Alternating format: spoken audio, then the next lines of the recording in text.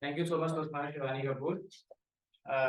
Toastmaster Vidushi Madan, jet plane ride, Toastmaster Vidushi Madan. All the very best. So most of you must be wondering if I am going to share any of my adventures on a jet plane, maybe jumping off a jet plane, or a jet plane crash, or maybe facing any turbulence. So you don't have to worry. It is not going to be. It's not going to be any of these. The jet plane ride means and depicts my life journey, which has been as smooth and straight as a jet plane, because of some of the mentors and beautiful people I've met in my journey so far. So, mentor is someone who believes in our ability more than us and who helps in bringing that out. So, in nutshell, a mentor acts as a catalyst in our growth. So, good afternoon, fellow Toastmasters and dear guest. Today, I'm going to talk about my experience as a mentor. So, by default, whenever we are born, we get two mentors. So, any guesses who are these two mentors? Yes, a mother and a father. And likely for me, my parents have acted as a mentor for me. They have guided me at every step and helped me throughout this journey. And with this, let me take you all to the scene one of my life journey. Scene one, the onion. So I was finally 2 years old now, and it was time for my kindergarten interview. It was my first interview of my life. So my mother was really excited. She dressed me up neatly, and it won't be wrong to say that she had worked way hard, even than me, for that specialty. Few months before the final day, she started preparing me with the names of fruits, vegetables, counting tables, and anything we can think of that could be asked from a small kid. And I was really prepared. So finally, the day came, and I was sitting next to the principal. And guess what? What was the first question? She picked up an onion. So she had a lot of vegetables and fruits made of plastic in a basket next to her. She picked up an onion and she asked me, Vidushi, what's this?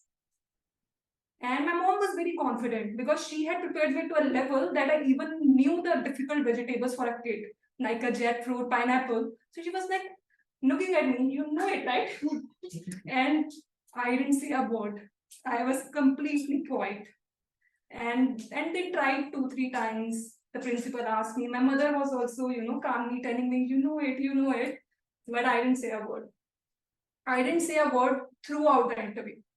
And guess what? I was rejected. I was not selected, as obvious. And this was my first interview and first experience. So my mom was very frustrated. But she did not say anything. And even if she could say a 2-year-old kid, what will that kid do? And this was not enough. Picture abhi baki hai mere dost. I did a way better job at making my mother's life difficult. And with this, let me take you guys to scene two.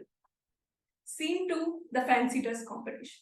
So a 6-year-old beautiful girl dressed beautifully in a white frock with matching accessories, a bindi, shoes, and she was very excited for this day. That she was after her mother weeks back that I want to buy this, buy this, buy this. So she is wearing that dress, holding roses, bouquet of roses in the left hand, and a mic in the right hand. So now she's standing on a stage in the fancy dress competition where she is supposed to give an introduction about her role, like the theme she is dressed in, which was a Christian bride. And as I told you, my mother again had worked hard, and the speech was already, rehearsed few weeks back, and she was very confident, sitting right perpendicular to me in the audience. You know it, right? But guess what? Again, I was frozen. I didn't speak a word on the stage. This was my second experience. And I remember that my class teacher, came next to me and she whispered, "Beta, kuch bolo. Child, speak up." But I didn't say anything. And through our way back, we were traveling in a cab to home. My mother was with me, but she didn't say a word to me. But I could see in her eyes. And now I was slightly a big girl, a 6-year-old could sense things. But she didn't say a word. But we were very quiet. And we could understand that something is wrong. Like we know in our relationship that maybe we don't know what is wrong, but we can see that something is wrong. So we reached back home and the day was normal. I slept. I didn't sleep. I was just pretending to sleep.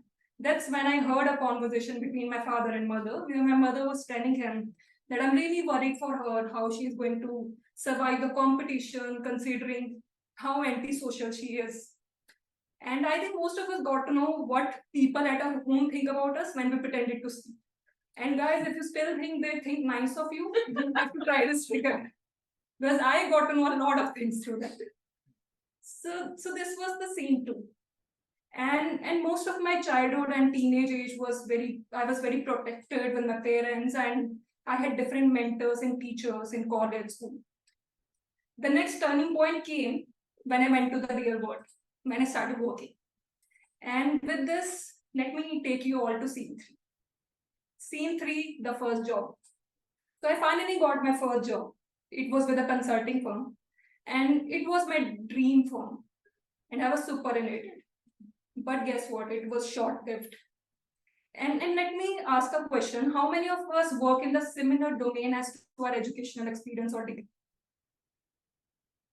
Okay, I can see few hands. So I can see 50-50, right? Most of us work in a different domain. So considering that, I had a degree and experience in accounting, but I moved to forensics and investigations, which was completely opposites. It was very difficult for me to settle in. And also on the social part, I could just feel every day that I don't fit in, because the place I was working in, it had people from tier 1 colleges like IIMs, ISB, and there I was. And I could see a difference. So the first 2 years were very difficult for me. I don't know if any one of you have felt when you slept at night that, what am I doing with my life? I'm not happy with it. I was in that stage. But as God is kind and He has plans for all of us, I got new opportunity, and then I started working at a new place, which got me new projects, and on the top of it, a great mentor. So sometimes I believe in life, with hardships, we lose motivation, as we were talking about motivation. And I think mentor is also one person that can motivate you and help you. So for me, it was that mentor. And with him, I learned that learning when to leave the table is very important. When you know that even if you're getting your own food, but you're not fed, it's time to leave. So that was the biggest lesson I learned. And since then, the journey has been good, and it has been going great so far. And with this, in conclusion, I would like to say that in our journey called life, in different scenes, we meet a lot of people who guide us, who motivate us. And it's up to us to realize, to hold to our mentors, and also to be a mentor to someone else also.